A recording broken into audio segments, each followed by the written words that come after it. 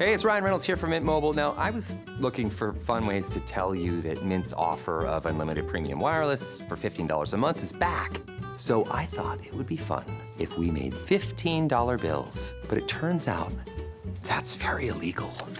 So there goes my big idea for the commercial. Give it a try at mintmobile.com/switch. Upfront payment of $45 for 3 months, $90 for 6 months, or $180 for 12-month plan required. $15 per month equivalent. Taxes and fees extra. Initial plan term only. Greater than 50 gigabytes may slow when network is busy. See terms. Choice Hotels get you more of what you value. Comfort Inn, it's calling your name. Save on the stay. Oh, and free waffles are yours to claim. Book direct at choicehotels.com.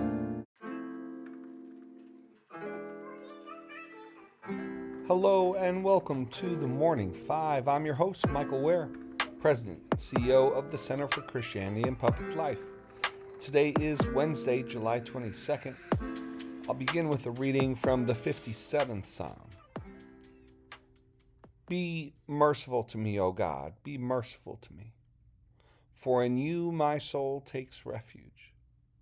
In the shadow of your wings I will take refuge, till the storms of destruction pass by. I cry out to God Most High, to God who fulfills his purpose for me. He will send from heaven and save me. He will put to shame him who tramples on me. God will send out his steadfast love and his faithfulness. My soul is in the midst of lions. I lie down amid fiery beasts. The children of man, whose teeth are spears and arrows, whose tongues are sharp swords.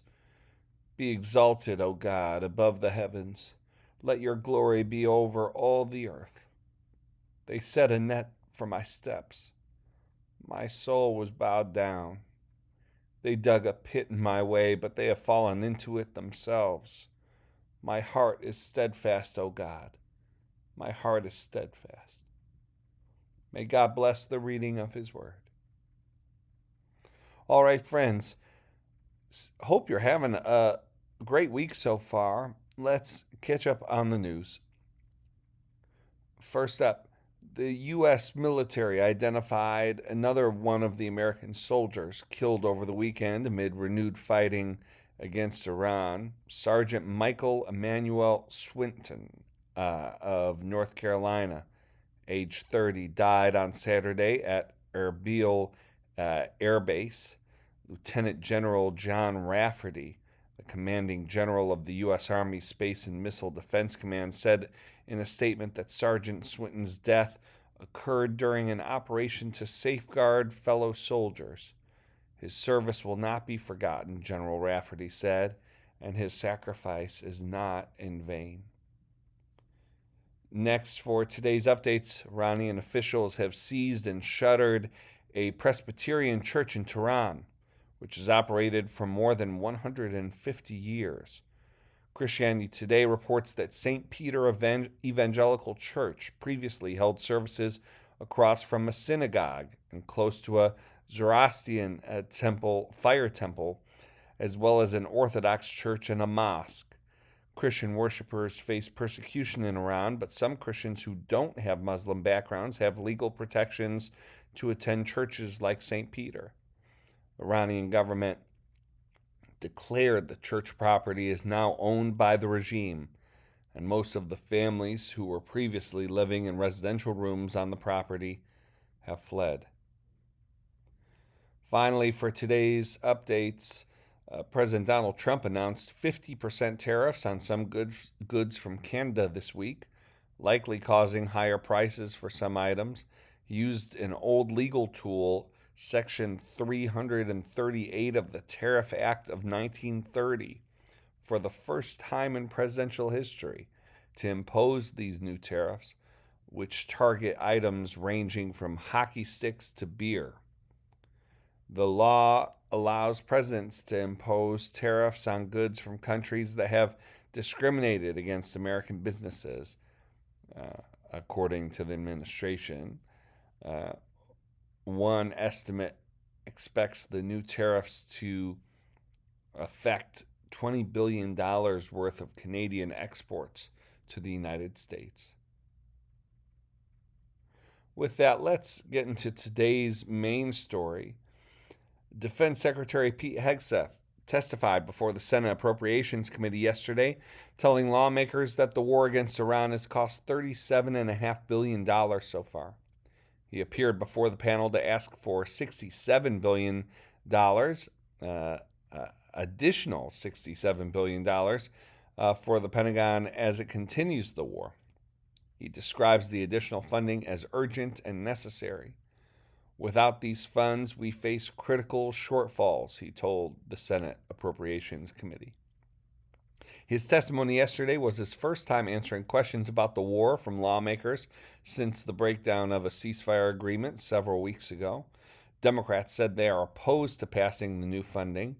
Senator Patty Murray, the top Democrat on the appropriations panel, said she sees the emergency request as an attempt to skirt the normal appropriations process. The problem is not a lack of money, but poor planning, Senator Murray said. So I'll be blunt. The truth is your request does not make a lot of sense. Senator Kirsten Gillibrand of New York pointed out that the Pentagon's request for more funding for the war doesn't add up with the president's public comments about having already won the war.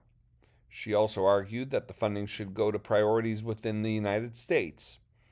You're asking for $1.5 trillion, unlimited money for bombs, but insufficient money for the American people, for their health care, their food, their housing, and our farmers.